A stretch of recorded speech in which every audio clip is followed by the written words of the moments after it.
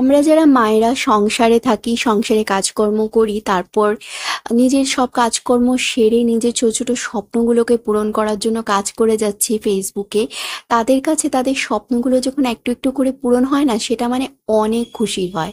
সেরকমই একটা দিন ছিল আমার আজকের এই দিনটা। আর আজকের দিনটা অনেকটাই শুভ, কারণ আজকে হচ্ছে শ্রাবণের দ্বিতীয় সোমবার বাংলা ক্যালেন্ডার অনুসারে।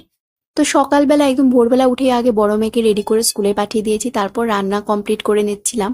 রান্নার ফাঁকে ফাঁকে আবার ছোট মেয়েকেও রেডি করছি, কারণ ওর স্কুলও আছে, তো ওকেও স্কুলে পাঠাবো। তো এই যে ওকে স্নান টান করিয়ে ড্রেস ট্রেস পরিয়ে মানে একদম খাইয়ে টাইয়ে রেডি করে এখন তারপরে আমি ড্রেস পরাচ্ছি। আর এই ফাঁকে আমার হাজবেন্ডও খেয়ে দিয়ে বেরিয়ে গেছে। ও বড় মেয়েকে নিয়ে বাড়িতে ঢুকবে, তারপর ছোট মেয়েকে নিয়ে আবার স্কুলে দিয়ে আসবে। ছোট মেয়ের স্কুলটা বেশি দূরে না, কাছেই আছে, কিন্তু বড়জনের স্কুলটা একটু দূরে। তো এই হচ্ছে আমার সকালবেলার ডিউটি। আর আজকে যেহেতু আমি আমার একটা স্বপ্ন পূরণ করতে যাচ্ছি, তাই মানে আজকে আমার তাড়াহুড়োটা আরেকটু বেশি। তো এই যে টিফিন, জলের বোতল, ওর ব্যাগ, ওর সব কিছু রেডি করে দিয়ে বাকি রান্নাটাও এখানে কমপ্লিট করার জন্য চলে এসেছি। রান্নাটা কমপ্লিট হয়ে গেলে মানে একটা যে কত বড় কাজ কমপ্লিট হয়ে যায়, সেটা তোমরা যারা রান্না করো সবাই জানো।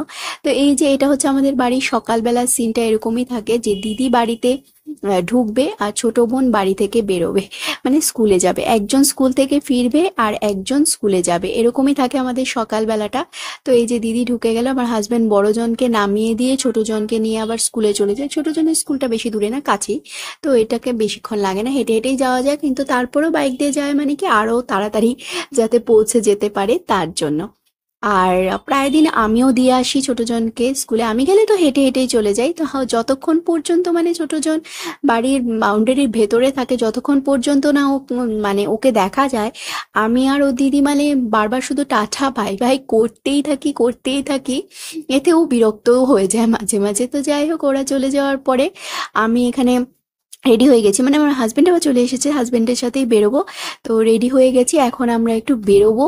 আজকে আমার একটা ছোট্ট স্বপ্ন, অনেক দিনের একটা স্বপ্ন আমি পূরণ করব নিজের নিজের ইনকামের টাকা দিয়ে, নিজের টাকা দিয়ে আমি আমার আজকে এই স্বপ্নটা পূরণ করব আমার টাকা দিয়ে। তো চলো, সেই স্বপ্নটা কি না কি সেগুলো সবকিছু তোমাদের সাথে পরে শেয়ার করব। আজকে আর এই ব্লগটাতে বেশি কিছু বললাম না।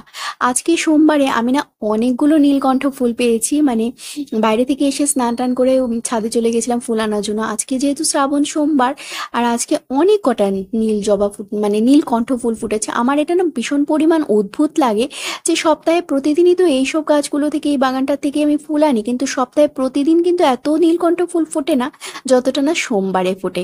তারপর গোপাল সোনাকে স্নান করিয়ে, মহাদেবকে স্নান করিয়ে, তারপর মহাদেবকে পরিষ্কার করে আবার আরেকটা পাত্রে বসিয়ে আমি এখানে বেলপাতা, নীলকণ্ঠ ফুল, জয় কটা পেয়েছি সে কটা দিয়ে সুন্দর করে মহাদেবকে সাজিয়ে আজকে পুজো দিলাম। আজকের ব্লগটা, পুজোর ব্লগটা কেমন লাগলো জানিও। Bye bye.